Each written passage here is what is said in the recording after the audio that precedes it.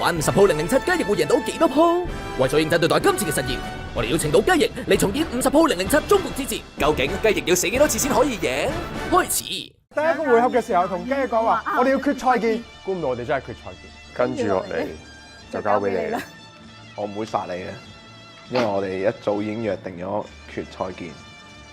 咁啊 ，Lenny， 我知道你有唔係我呢 round 我會出保護網。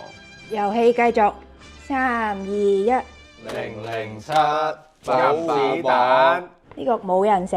我而家有1粒子彈，翼 Sir 你小心啲。Yenny 應該冇晒子彈㗎啦，我呢鋪會射你。翼 Sir 有2粒子彈，靠你啦。007棒棒棒！再見啦，翼 Sir！第一個回合嘅時候，同雞翼講話，我哋要決賽見。佢仲好似有講過要俾我贏。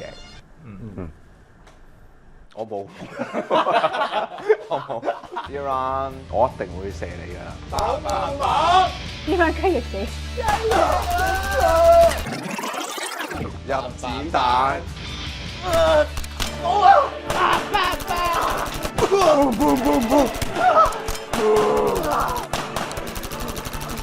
冇殺我啊！我講咁多嘢啦，你又話開保護網嘅，你呃我。翼 Sir，我乜嘅？